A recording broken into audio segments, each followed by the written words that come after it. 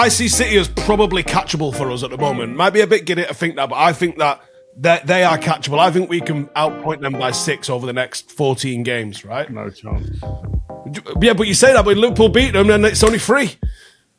Listen, mate, we ain't catching. We ain't going to be... We shouldn't be looking at Man City. Rio, why are you trying to play it down?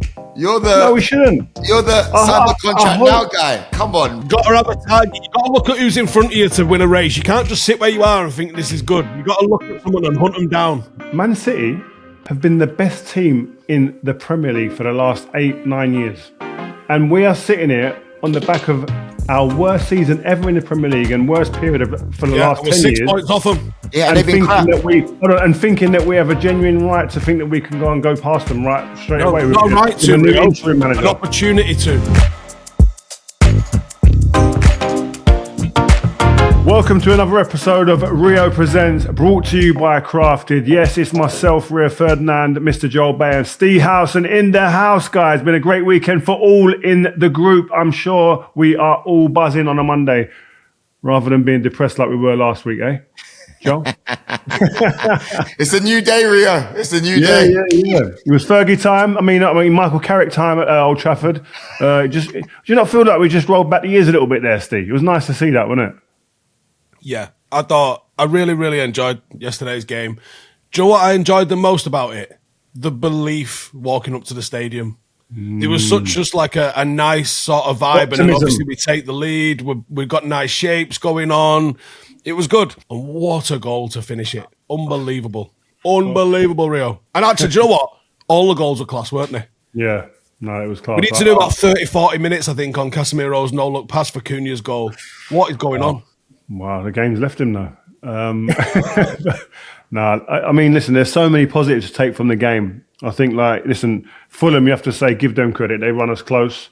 But what I would say, I said this in the group yesterday, this game was huge. I put it on a post on my Instagram and on Twitter. This game would have been talked about in that changing room, and I think the mindset of the team and the players would have been tested. This is a massive test for them. Michael Carrick would have learned a lot about these players in this game because, listen, from someone who's played the game, getting up for Arsenal or Man City, the two top teams in the league at the moment, isn't difficult. You turn up, everything's going crazy, everything's cooking, the spotlight's on the game. You know that scrutiny is there. So mentally, you've not got to work to get yourself up. And no disrespect to Fulham and teams of that ilk, it's then more a little bit about you as an individual. Can you get yourself motivated to the level that you were against Man City or Liverpool or Arsenal? Those type of teams where it's a switch that goes on automatically. That is the ask, and that is the difference and separates the top teams. The teams that can be at the same optimum level every week in, week out, regardless of opposition, are the teams that go on and win. And Arsenal are doing that better than anyone else at the moment. But Man United have beaten the Liverpools or the Man Cities, the teams that are going to win the league in recent years. And we've all thought, we might have turned a corner here. What a performance. But then go and slip up against the likes of Fulham's and teams of that ilk. And it ruins all of that good work. And so then you can never build confidence. You can never build momentum because you're always looking like you're going to slip up in those games. And This wasn't we're over that now, that hoodoo's gone. No, this is a great start. This is a great entry point after two big games for the new manager to go in and go to the boys, you know what, listen guys, I told you we can do it. I told you that you guys made it the right stuff, just approach the game in the right way. I've set you up the right way. Let's keep going now. And I think it's there were too many good things in this game. Kobbie Mainoo coming back in has just been ridiculous. He's just answered any kind of questions. If there were any questions from anybody about him, and we'll go into a bit more detail, I'm sure, in a bit. Casemiro telling people that I've still got something in me. Sesko, if anyone you wanted to score a winner, would have been him right now for confidence and just to reinstill that belief. And then you're just looking at it and going, Michael Carrick's doing a great job. He is telling people, no. Why look any further? Why look beyond me? And he's doing a really good job in that sense. But again, long may this continue. I have to say, you guys were absolutely buzzing. Now, before I go on about the challenges that Carrick might face going forward, Rio, what was going on your Instagram yesterday, bruv? What OnlyFans network were you starting last night, bruv? Like, what's going on? No top fire. No, in arm's reach, Rio, no. Oh, mate. You know what? I've had the kids all weekend. The missus had a weekend off. I've had the kids all weekend. I was smashed. I was in a bad way, right? I was on my knees, tired. The kids had just gone up. And I was like, right, I'm going to enjoy this, chill out, top off, pair of shorts on, and just watch the game, as we all do. Do you know what I mean? So don't get onto me, guys. There was nothing sinister going on. I was just enjoying my football with responsibilities asleep. Jaikar resident Fulham fan was fuming at you and your nipple, mate. Honestly, you weren't happy with either. Nipplegate. It was like Justin and Janet Jackson all over again. Anyway, Steve, I want to ask, what challenges do you think that Carrick will face going forward? Because it's all well and good going 3 games. Obviously, look, I'm still noting the fact that you've conceded 4 goals in those 2 games, which is maybe something to, focus on soon. But what do you reckon he's going to face going forward? Loads, to be honest, because replacing Casemiro, whether that's Michael Carrick's job or not, that's something that needs to be really, really considered. And I'm not just talking who do you sign to bring him in. I'm talking about how do you give him 20 minutes off in a game? Because anytime he comes off the pitch, United absolutely crumble. And a really good example of this is of what he does. Little intangible things that I don't know if you can even teach. United went 1-0 up. Most vulnerable time when you're playing is immediately after you score. Fulham had an attack immediately after we scored, and Casemiro went and won a free kick, and it was so obvious. It was a dive, if we're being honest with ourselves, but it's one of those where you buy the foul. He took it over to the left-hand side. There's no one down the channel for him to hit it. He's turned his back. He's put himself in between the ball and the press. He's allowed the contact, and he's fell over. It's something that you see up and down the pitch all over right. But the timing of it was perfect, and I think it was Lamens who went and took the free kick. And as Lamens is walking over, you can see Casemiro just going to him, just calm down. Take the sting out. Experience, isn't it? It's experience. That's what I'm on about. Is like, it isn't just replacing the threat that he gives you at set plays. It isn't just replacing his ability to take the ball in difficult areas. It's not just the way he marshals and controls people. It's those little things in a game that you miss that clearly someone like Ugarte is not giving us when he comes onto the pitch. Because the way that we capitulated once he came off the pitch, we've seen it loads and loads and loads of times. And there's even a stat that was doing the rounds earlier in the season. I'd love to see where that's at now. What United's win rate is with and without Casemiro. Because it's ridiculous. Like, we're so much better when he's on the pitch. So much better when he's on the pitch. But what the challenges Michael Carrick's going to have to face? Just the same as it is every single week. Win this weekend. And just keep that run going. Like, Spurs are not in a good place right now, but that doesn't mean they're not dangerous. That doesn't mean that they can't take points off you. That doesn't mean that you can't slip up. This United team's, we've got a good 11, I think. And we've got a couple of decent players that can come off the bench, but we've not got a complete squad. And if we was missing another starter, if we was missing Casemiro, if we didn't have Mbeumo, if we didn't have Bruno, like, we're in trouble. Like, we are not good enough as a whole squad. So Michael Carrick has got to just keep racking the wins up. And the longer that goes, the easier it'll get for him. The more he'll know who he can trust and who he can't trust. The players that he can bring on, the players that he can't bring on, the players that he can't take off. Like, that's the things that he's going to be doing. We're only 3 games in. You know, it's been perfect. He's done in 3 games what it took Ruben Amorim 47 to do. Think about that. You know, you can talk about the inexperience of him and what has he won and this, that, and the other. Well, a guy that had done really good job in Europe, really good job in Portugal, took him 47 to do what Michael Carrick has done in 3 with the same lads. Wow. Wow, that United Strand guy's going to be cutting his hair real soon. Rio, I was going to ask, is it possible to dominate or be successful if you don't dominate the ball? Well, listen, I don't think so. I think you've got to be a team that is kind of ball dominant most of the time. I think there can be games where you can be the team that is kind of on the back foot and goes, you know, we'll play a bit of a mid to low block and hit you in certain games. But in the main, I think you look at all the teams across Europe, Paris Saint-Germain, Barcelona's, Man City have been dominant in the UK, Bayern Munich, Real Madrid. These teams all dominate the ball. 99% of the time. That's their aim when they're going out for a game. Their strategy is to dominate the ball and to play high and in the opposing teams in and around their box. But I don't sit there and I wouldn't aim anything at Michael Carrick and say, because we've had less possession of the ball in all three of the games, that's a slight on him. I think he's working towards building momentum, and the results in his mind are more important than performances right now. He'd ideally like both, but I think he's result driven right now and he'll be judged on results, which he is being, and rightly so. I think as time goes on and he builds confidence and comfort and he's been there a bit more of a time, I think he'll then start looking at performance. And that's when I think that when the powers that be at the football club, Jason Wilcox and Omar Alvarado, are looking at, should we stay with Michael Carrick or should we look elsewhere? I don't think they look at one metric. I don't think they just go, the results are great and that's it. I think they will go, results, yeah. Is that in a positive state? Okay, yes, it is. But also, what's the playing style and how are they playing? And what's his decision making around in tight areas of games? Substitutions, are they positive? Are they aggressive? Like all of these types of things, I think, play a part in making that decision to whether to say Michael Carrick's going to be the man or not. And I think that he'll start introducing elements of that. I think he's been positive with his substitutions so far. But I think his playing style and trying to be more ball dominant, which he was at Middlesbrough, I think will come with more confidence, more belief, and more time on a training ground. So I think to be successful in today's game, there's no doubt in my mind that you, more often than not, you're going to have to be a team that wants to be ball dominant. And I think his team will have to be able to do both. I think the best teams can do both. The best teams can step back, but the best teams also can be on the front foot and take games away from teams.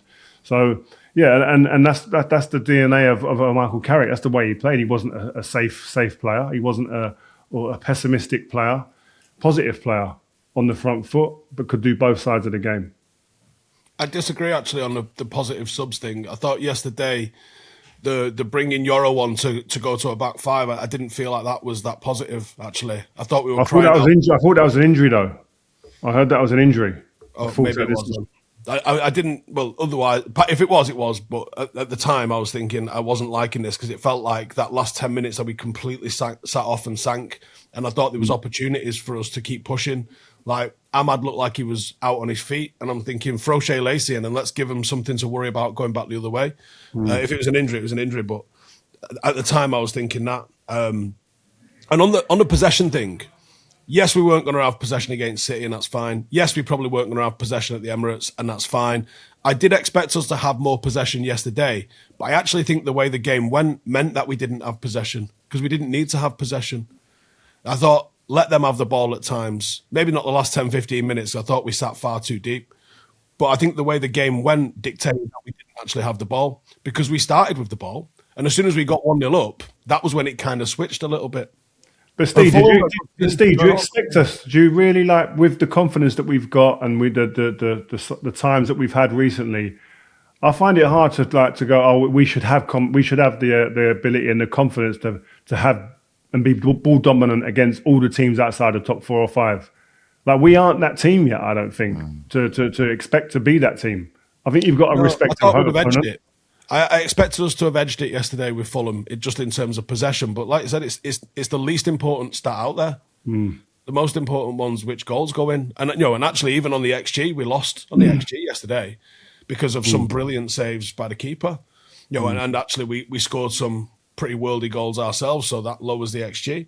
But yeah, I think on the possession thing though, we're not bad in possession. And I think Kobbie Mainoo has been an absolute sensation for Michael Carrick.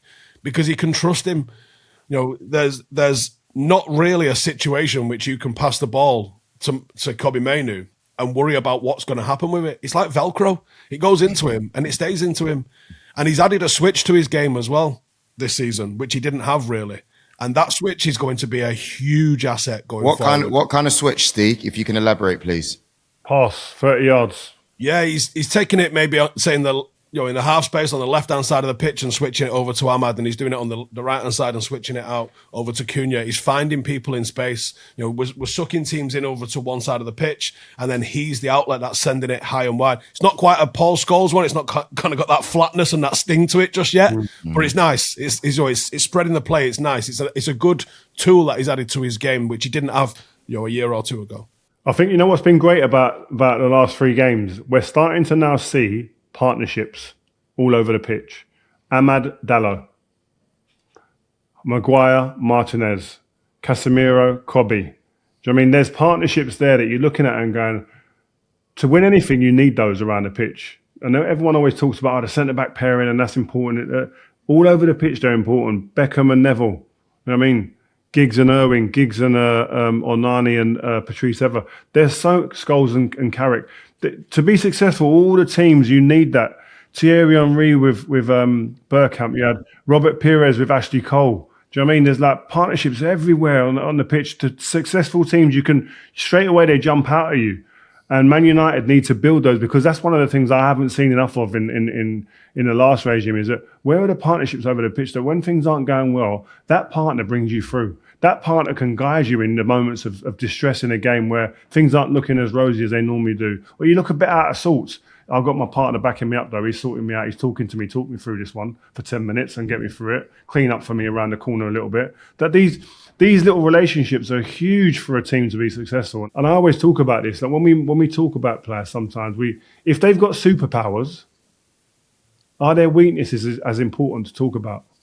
So like Kobbie Mainoo's superpowers are he's press resistant, his ability to beat the press, his ability to manipulate the ball and use his body, like Steve said, between the ball and man to get out of any situation, any area of the pitch. And by the way, have the balls to say, I want to take the ball in those tight areas. Because there's a lot of players that can do them in training sessions. Come to a match, forget doing it. They don't even show to receive the ball to do it. Kobbie Mainoo has done it at the highest level in finals, where he's been the main player to score and win games for Man United and for England in a tournament, and been the guy who said, you know what, give me the ball in high press situations and I'll deal with it. And that's a superpower in his game, that sometimes you go, well, he might be a little bit weaker over here and weaker over there, but if I can get him in areas to do that, what he's great at, those other areas don't matter as much. And if the team can support him in those areas where he's not as good, even better. And I think sometimes we're a little bit like, well, he ain't really good at that and he ain't good at that, so forget about the superpower. I can't risk having him in there. I just think this kid has got his talent is. I saw Michael Carrick do an interview about him the other day, and he hit the nail on the head. We can talk about his talent and we can talk about all these players' talents, but if mentally they're not capable of being able to step into that arena in the big moments and go, I am him, doesn't matter about their ability. Kobbie Mainoo's shown he can do that already in his young career.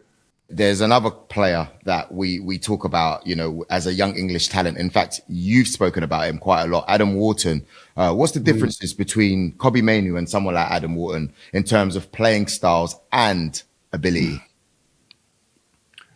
I think there are similarities in terms of they both want the ball and don't care where they get it. They'll take it in tight situations and normally find a way, but a different way. I think Wharton's more of a passer. Over different distances. Like Steve said, Kobbie, you've seen him start introducing longer range of passing, which is something I probably would have been thrown at him before as a negative. But the difference is Kobbie, when he gets it in tight areas, he can break the lines with the ball, passing it, or running past people, because he's got that little change of pace and he can move with the ball and dribble and get out of situations and then turn defence into attack quickly. And I think he's proved so far as well, he can play higher as well and be effective and as effective higher, I think, Kobbie. But I think two wonderful talents with some similarities but some differences also in their game too. And I think what I've seen in the last 3 games from Kobbie, his running stats are through the roof, but also the way he's combating in there, tackles, duels, he's being a part of all of that. He's in the mix there, and it seems like he's got the bit between his teeth. I asked many times, is he going to do the stuff that people throw at him that maybe we haven't seen enough of him doing? Is he going to be a grafter? Is he going to be somebody who puts the mileage in? Is he going to be somebody that goes and gets in the rough and tumble and tackles? We know the brilliance of the kid. He's shown in these last 3 games, listen, I'm going to show you that I can do both sides of the game. And he's doing it well at the minute. He covered the box yesterday, real nice. That's the one aspect of his game I think you had the biggest question mark about, which is, can he be an all-action midfielder? It's okay getting on the ball and looking nice with it, but can you do both sides of it?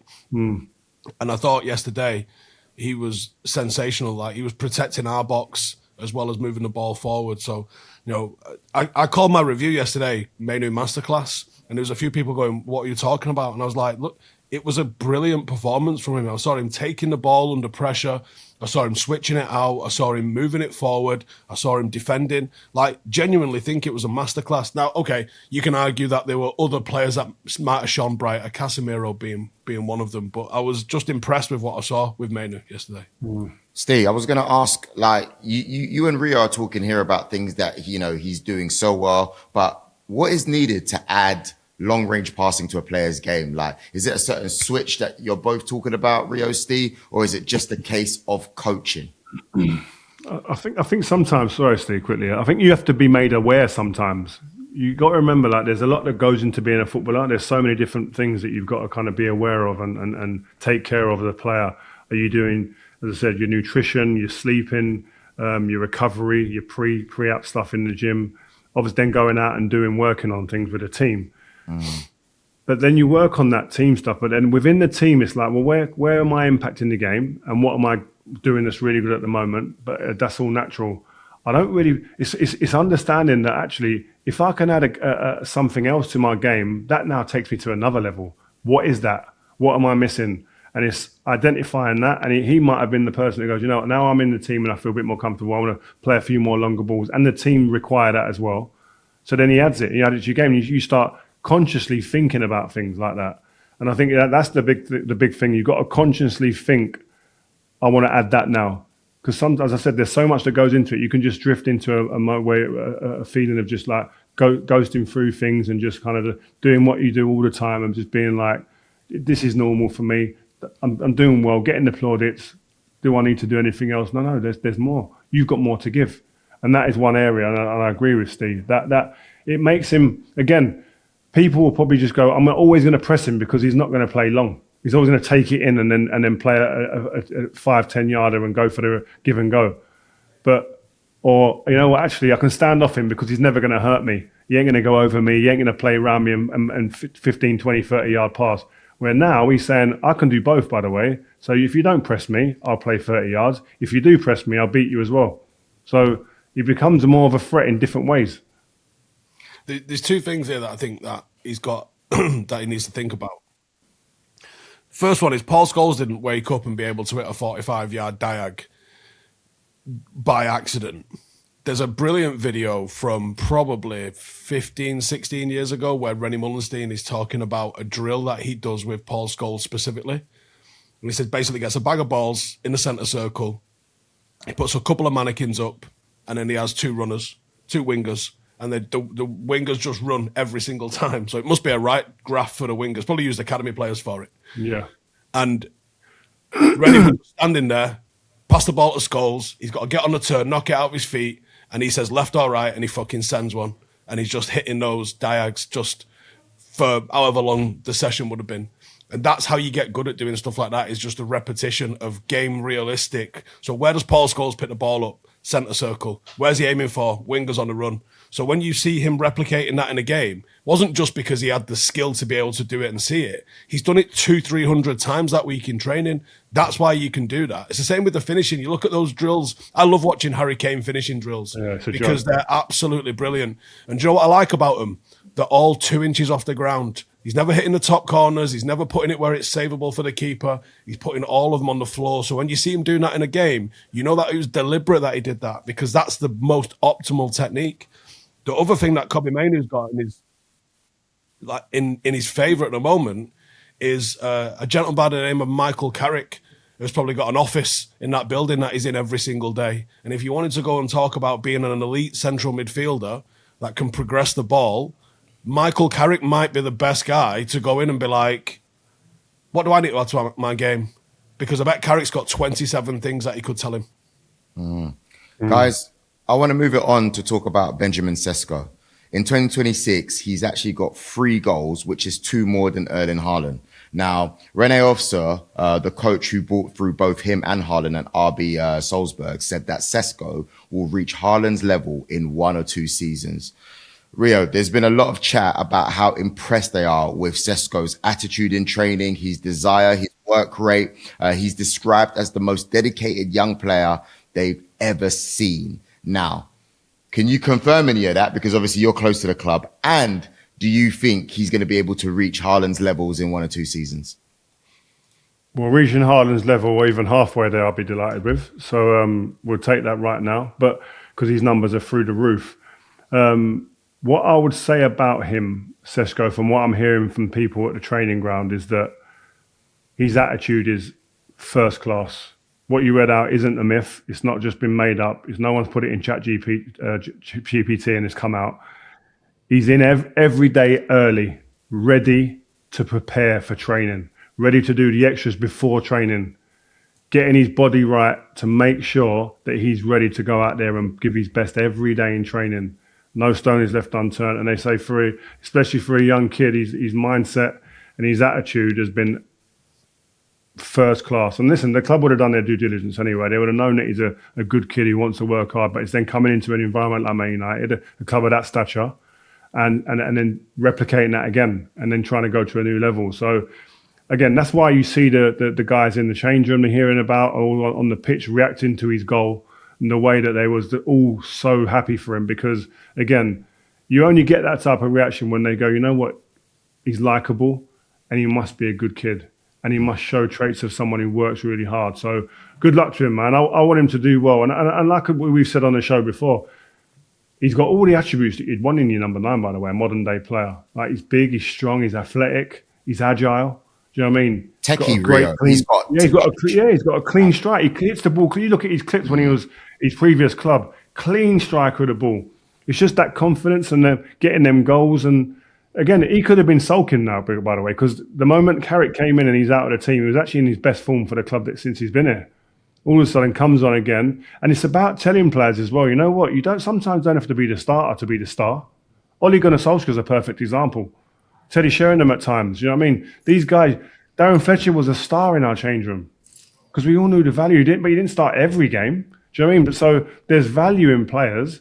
We all want to start and be the main man, but you can still be a star in this team and get your flowers coming off the bench and impacting games. Mr. Bruno Fernandes could be one of the best 10s I've ever seen. And Steve, last week I said you were right. This week I'm saying it again, mate. Bruno is now on 12 assists this season after creating 2 goals against Fulham. The Premier League record is 20 assists. Who are the holders? De Bruyne and Thierry Henry. Can he beat it? Steve, I'm asking you first. Well, you did 2 yesterday. They've done it by Valentine's Day, mate. Ridiculous. He's ridiculous. Yeah, look, Bruno gets no respect. Partially because he plays for a team that's not winning anything, but Steven Gerrard got a lot of respect, and he was playing for a team that didn't win anything. What a shout! But Steven Gerrard won a lot more. So let's calm down. Really? He did. Yeah, he won the Champions League, the Champions League camps, the UEFA Cup. Right? Yeah, Champions League, UEFA Cup, right? Also, a couple of FA Cups, and I'm sure there's a League Cup in there. Right, so basically the same as Bruno, apart from one of the trophies is a bit bigger. Bruno ain't won. Bruno's been collecting trophies, mate. Did Bruno win the Europa with United that year when Pogba won it? No, he didn't. No, did he win the Champions League? He's got an FA Cup. He's got trophies. Carry on, mate. Go on. Champions League, he's got it. You know what I mean? I think that's unlikely, but I'm just saying, he's picking up trophies. Bruno's got a demeanor which it seems like there's a certain vintage of ex-pro that doesn't like. But I always got told that hard work beats everything. And you can't tell me that Bruno doesn't work hard. You can't tell me that he ain't a team player. You can't tell me, like, the best ability in the world is availability, right? He got it. But he's also got the clutch moments in him as well. He's got goals, he's got assists, he's got graft. What more do you want? Oh, he complains a bit. Cool. Can I show you Ryan Giggs? Can I show you Wayne Rooney? Can I show you Roy Keane? Can I show you this guy that's sitting here with us now? Like, they all complained, right? Just because he does it in a different manner, maybe, than what British people typically like and consider more stoic or manly. Who cares? The guy is an absolute winner to his core. And the numbers that he puts up, if he played for a team that was competing for it, like, look at the nonsense that we're hearing with the Declan Rice Ballon d'Or shouts, right? If Bruno was in a team that was pushing for a title, he would quite rightly be considered for a Ballon d'Or. But because he's in a team that's pushing for 4th place, no one's going to consider him for that. But the numbers would dictate that. Read out the numbers. 312 appearances, 103 goals, 99 assists. And that means that one more assist, he'll join Giggsy and Wayne Rooney as the only 3 players to register both 100 goals and 100 assists for Manchester United. Now, just put that in your pipe and smoke it. And he's in the worst of the teams that those 3 have been in. Yeah, by a long way. Crazy. Well. And he's been here 6 years. Listen, okay, Joel, any other number 10s in the league now? Put some comparisons up. Oh yeah. I'll read mine Start out, with mate. Arsenal. Let's have a laugh. All right, cool. Do you want to read it out, Steve? Because I'm sure you would love to read these out. Go on. Martin Odegaard, right? Last 10 Premier League matches, 1 goal, 2 assists. Eze, last 10, 1 goal, 2 assists. Bruno, he's not very good and he moans a lot. Fernandes, last 10 Premier League matches, 10 assists, 3 goals. Wow. Look, the difference is, first of all, we spread our goals around. I know the stats. Between own goals and no one else by the looks of things. You know, as soon as I said that, I knew as soon as I said that, I stepped into it. But look, man, you can't deny Bruno Fernandes, man. I do wish my number 10s were producing the numbers he's producing. A massive shout out to him as well, because he hasn't played in his correct position for 80% of the season. So for me, like, I've had to change my tune with Bruno Fernandes, man. Like, he is one of the best players that I've seen play in that position, in the last 6 to 10 years in the Premier League. So massive kudos to him, man. But, do you reckon Premier League Hall of Fame level? Because it should be. Yeah. People will go, well, he's not won it. Cool. There's a lot of people we need to have a look at then, that in that Premier League Hall of Fame, if winning it is a factor. It's not often you see like a player in an average team who's at the top of the charts in loads of stats and actually he's on the end of everyone's tongue, like in the top 5 or so players in the league for a sustained period like that. Yeah. Do you know what I mean? You get some players who have a standout season or 2, and then they'll disappear in the average teams. But the way he's stuck around for the last 6 years, and he's at the top of the charts in terms of creating chances in the time he's been in the Premier League. His assist record is ridiculous. His impact and influence on his team has been like huge. So yeah, he deserves all the flowers he gets. That dummy as well for the Sesko. His game understanding is like I think he sees the game in a different way to a lot of players, and he sees the pictures that he has, sees them quicker and earlier, and then responds to those pictures that he gets given in his mind, and then delivers. He's got the execution in the bag. Mate, Calvin Bassey substituted himself after that. You know, he just left the ground. He just went home. He went and sat on the coach after that. Rio, finally, you see with Bruno, obviously you sat down with him a few weeks ago, a couple months ago on Rio Meets. If you haven't seen that interview, what are you doing? Go watch it. Mr. Captain Fantastic himself. Talk to me, Rio. Like, what surprised you when you met him? Because you've seen him about in the training ground. You say your highs and buys, but you sat down with him properly. What surprised you? We expect to see that British Bulldog leader, and everyone loves that and gravitates towards that. But there's a new type of leader, and again, he can be demonstrative, but he's also somebody that he wants to help other teammates, and that sometimes can come across in a different way, the way he delivers it at times, and people go, "Oh, that's not my taste of the way it should be delivered." But he does it his own way, and right now he seems to be getting good responses, and his teammates obviously respect him and see that, and I think he's somebody who knows what he's capable of, but in his game as well, he needs other people to play their role so that he can deliver masterpiece moments for people. So him talking to Mbemo and being dissatisfied with certain movements, or Ahmad or Sesko, go here, and I've told you, it's only going to benefit them as well, because again, there ain't many times in your career when you come across a player who can actually say to you, go there, and then the ball will turn up at the right pace, at the right time, for you to go on and execute. So again, like I said, I think he's deemed a really good human being, a good egg to be in a change room, as much as he is a player. Let's move it on to top of the league, where it counts. The guys that have secured the Premier League title. Last week they were mocking me. Steve, I even bought the Men in Black, the little Men in Black forget a thingy, mate. I thought I was going to need it again. Are you actually sitting here saying that you've won the league? Mate, it's done. This weekend, Spurs did us the biggest favour. It's over, you know. All right, Clip that out, please. Just tag me when you post that, everyone. Thank you. I'll retweet it. Rio. They're gonna win a league. Yeah. I know, Rio, but if they don't. Imagine sitting there saying that. If they don't, man, I don't think there's a fan base where people would be less sympathetic to because of the way that they talk about it, like Joel, like the way they do like this. But you seem a lot more relaxed this week, Joel. What obviously winning 4-0 away at Leeds.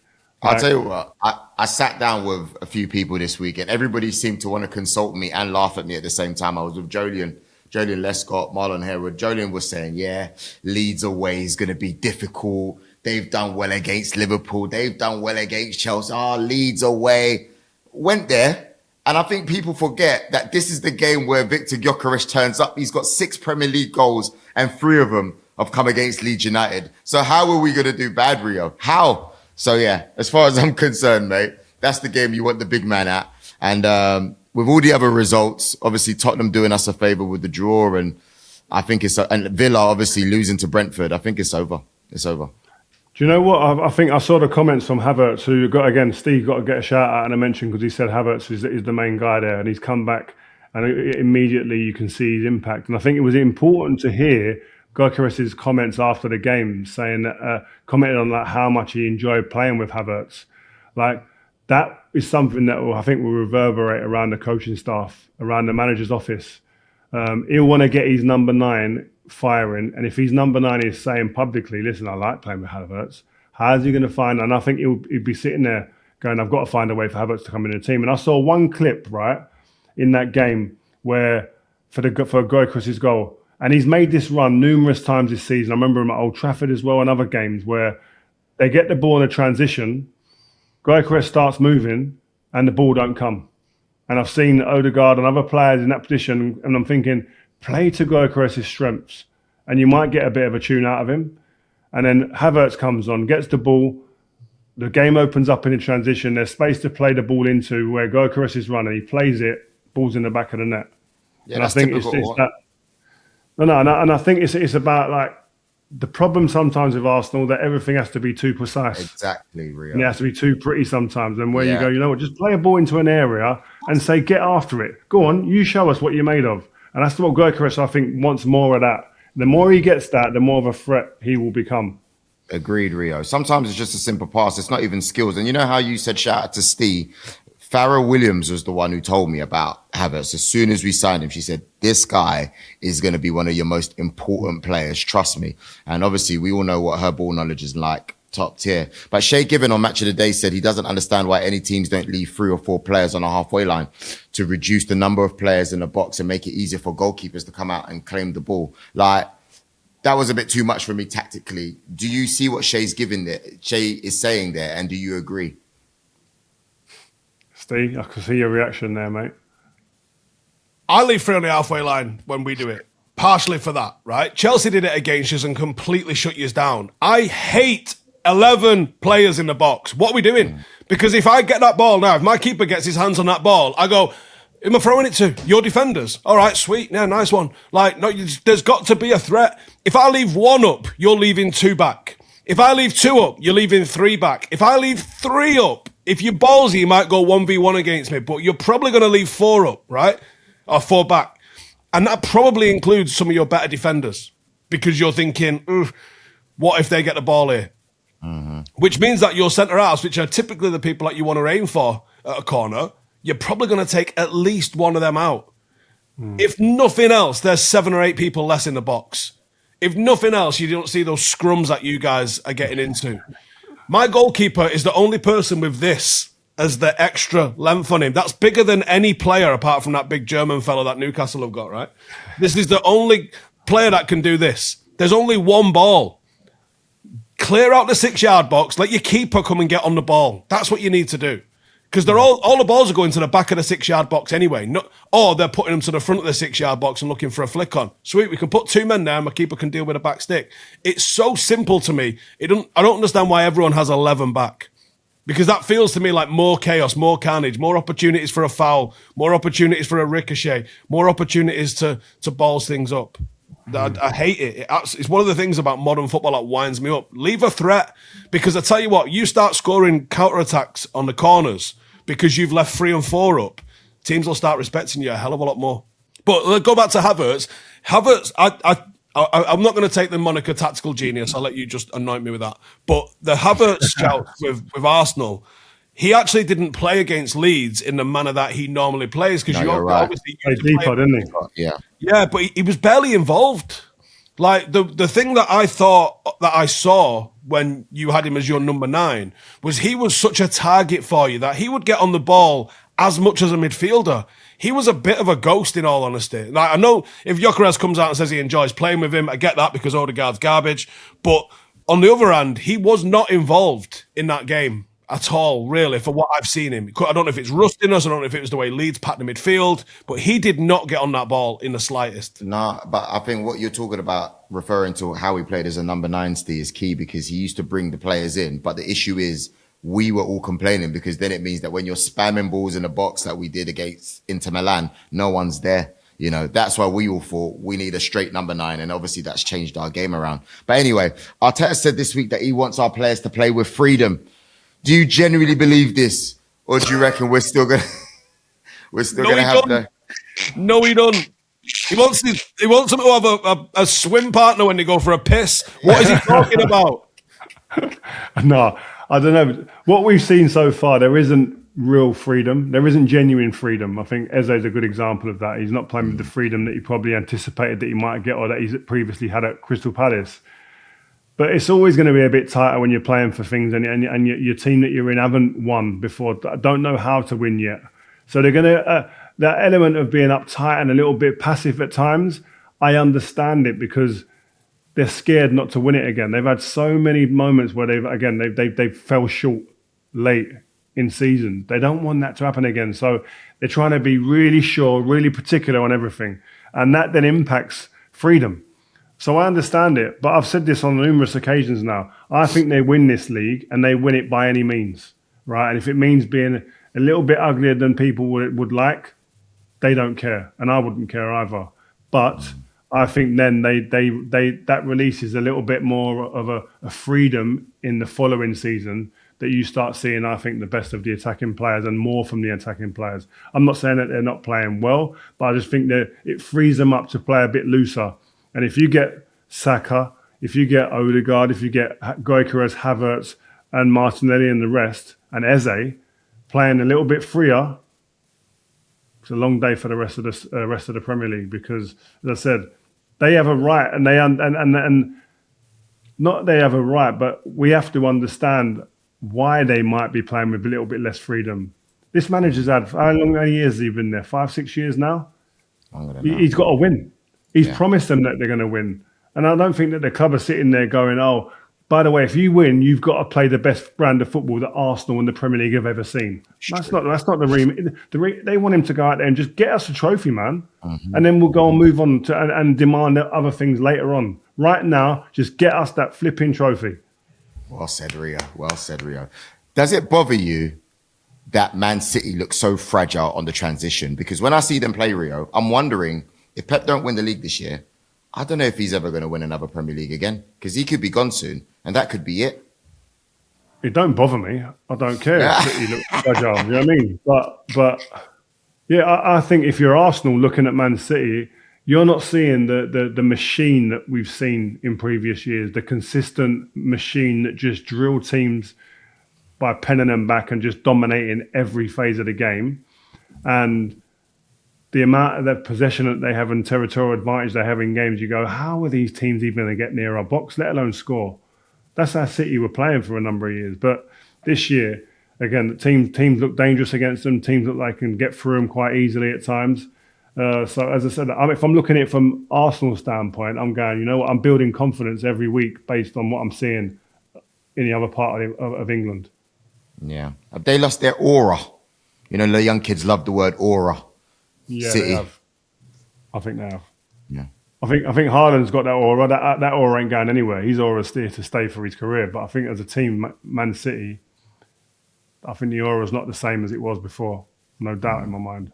Pep just needs time and a bit of money, lads. That's all it needs. I was waiting for that. Jesus Christ. But Steve, you're always talking about the importance of Rodri in their team. He hasn't been the same, I would say, since he's come back from injury. I know it's great, isn't it?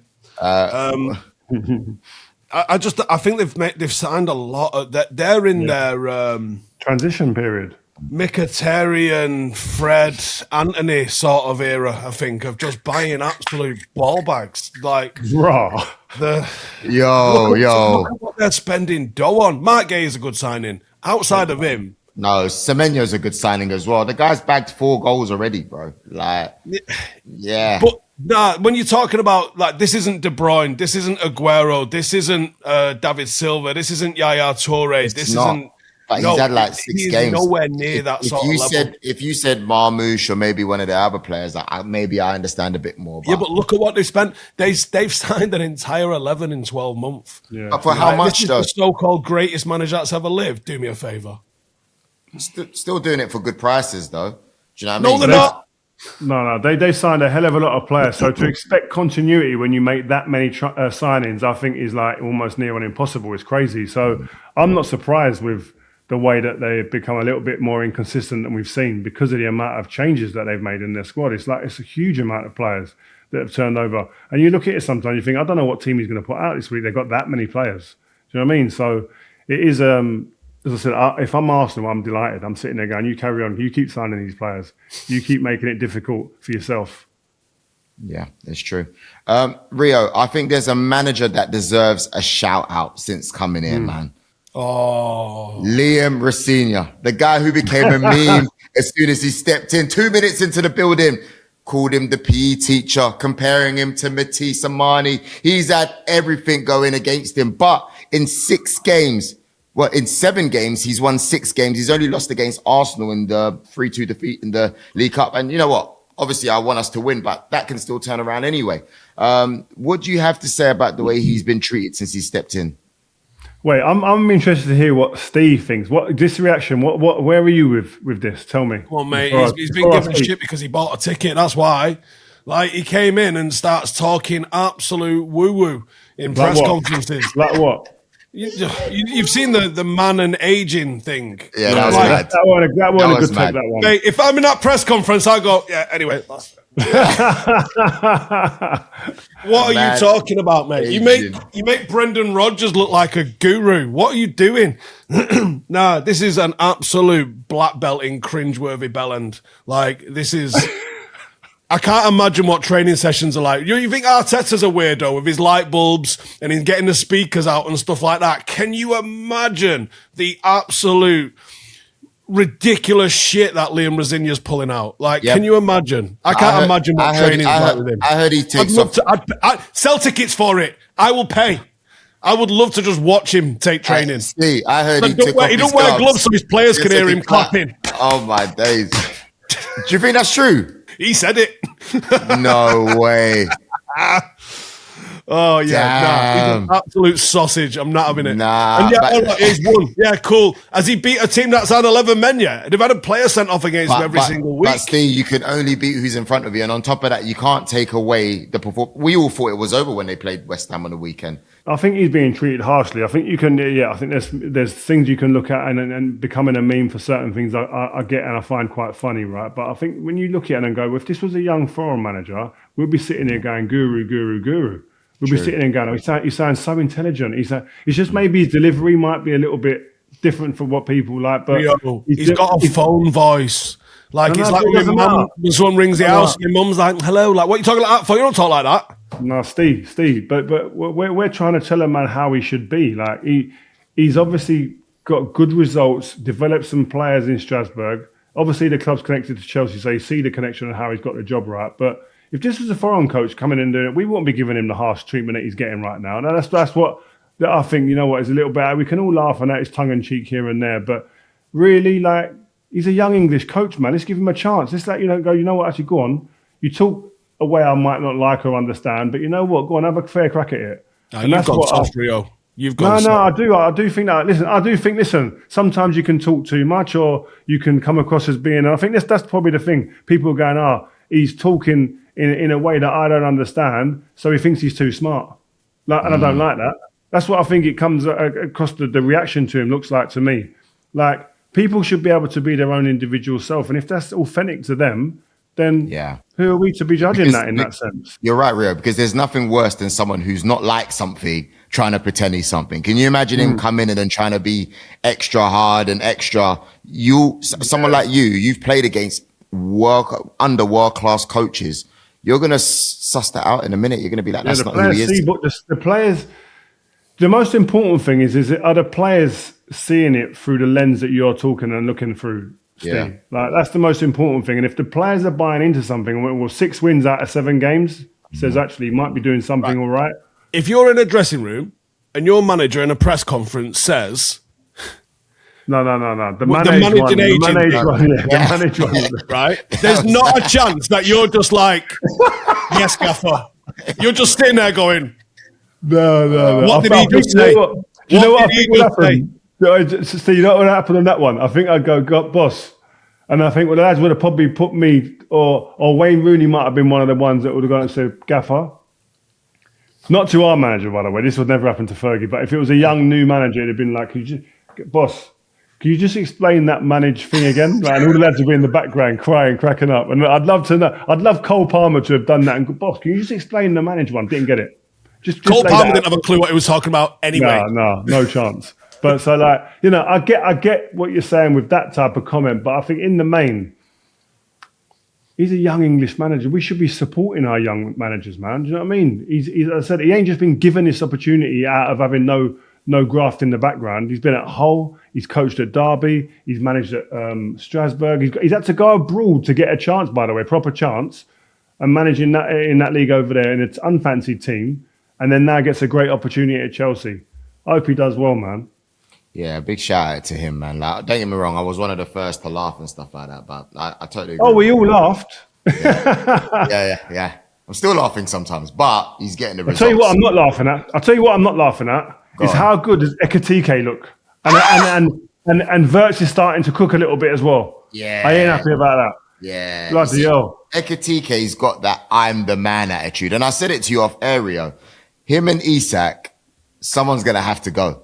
Someone's either going to stay and someone's going to go. And I feel like someone is going to go to Real Madrid and someone's going to stay at Liverpool. Or someone's going to go back. I'll tell you what, when Isak signed for Liverpool, the least of his worries would have been a number 9 coming in and giving him a run for his money in that position and going, do you know what, you could be a sub. I've signed for over £100 million, but I might be a sub. Now, there's no way on any green earth that we're walking on now where Isak ever thought that possible. He thought every game he's going to be a shoe-in to play. Right now, he must be sitting there going, when am I going to get a game? I don't know. That'll be when they balls up again, when he's trying to fit them both in because of politics.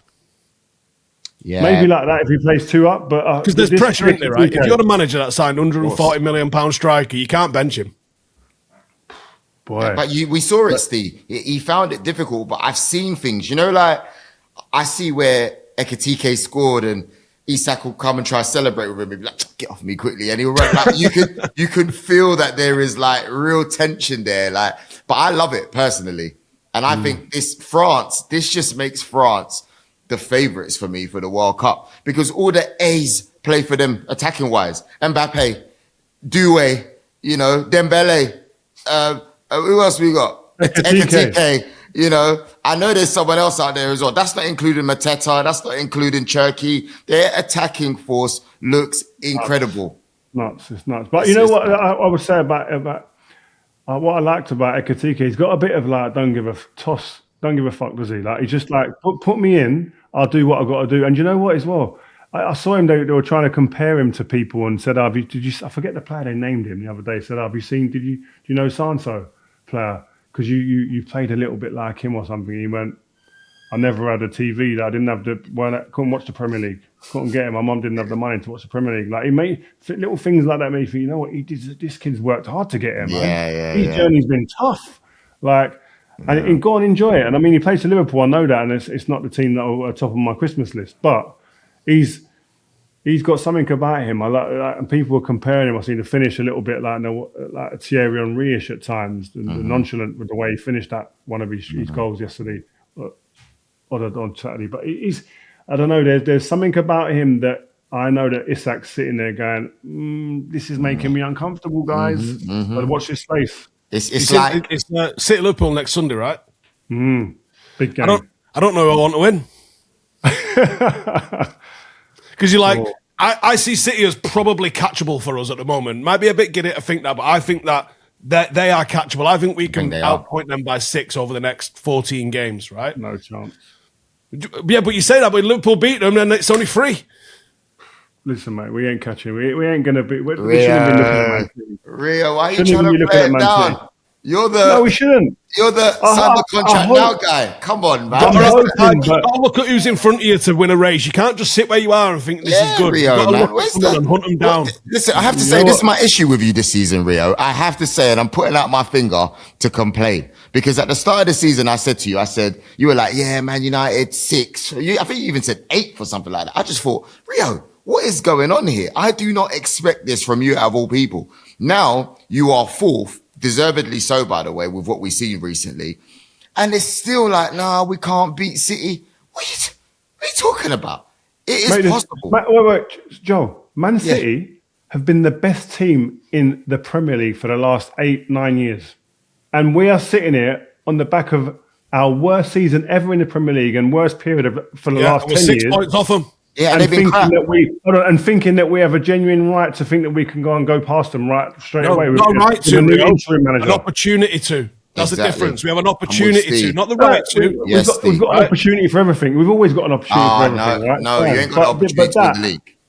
Real. We should be looking at 4th and going 4th. Yes. To draw against Tottenham, right? 4th. We've got Liverpool next week.